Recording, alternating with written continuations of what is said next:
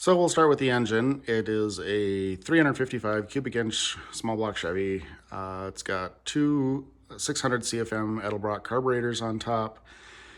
It's very mild cam, uh, flat top pistons. It's a very mild street engine. Should push this thing down the road very well. It is the engine that was in there before, and it actually only has about 20,000 miles on it before I tore the car apart. Going through that is I upgraded from what we didn't realize was only a 1200 stall converter up to a 2400 stall, which should wake this thing up very nicely.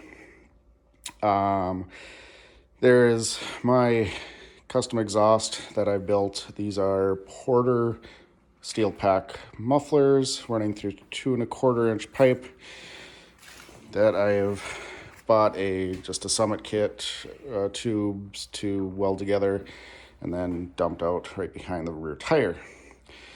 The tank, it was a custom built tank by a friend of my father's back in the 80s.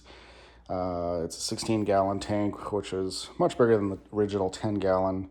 I do have the in-tank fuel pump, sending unit for the gauges, and then I found this neat little gas cap that will be a nice little addition to the car. I think came off of a 74 Jaguar, something like that. I don't know. Let's see here, what else? Oh, the rear end is out of Explorer. It's an 8.8 that worked out really well. It's got 355 gears.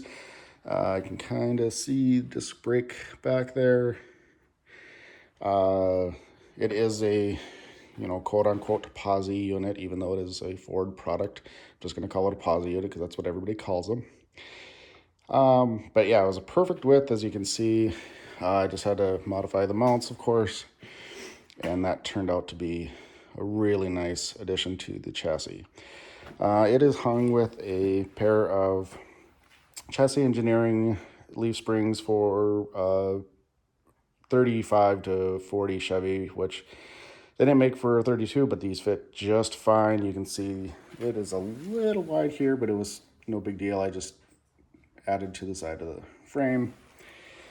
Going back forward, here is the ubiquitous roll control and proportioning valve for the brake system, so that should be fun.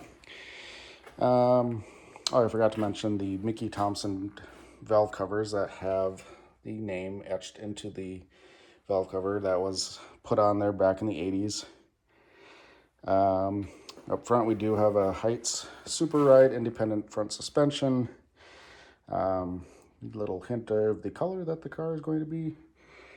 This is actually the original grill shell from the car that came with it in 1932. Same with the headlight bar. Actually, the only thing that is not original as far as sheet metal on the car is the gas tank cover, which was pretty beat up, and I actually ended up using part of it anyway to modify for the modifications that I wanted to do on the car. Let's see here. Going back around the back, I built this hitch because we do have a small luggage trailer that will be towing behind the car that actually was, again, built back in the 80s and will be going through restoration as well. You can kind of see here the name, I should say, Lee. So the story there is that was my mom's nickname, and she actually painted the chassis herself with a brush outside back in the 80s. And when she got done, she decided that she was going to personalize it and make sure Dad never forgot. And so she painted her name on the rear end. And even though that rear end is now under another car, very, very nice, cool car that a club member owns, I wanted to recreate that in her memory. And so kind of thought I would do something special there. And so I took some pictures of the rear end that she'd had done and recreated it as best I could. It's not perfect, but I think it's going to be just a nice little memorial to my mom. So that's going to be about it for this one. It's already running a little longer than I expected, but we'll get back on it and keep you posted. Thanks. Bye.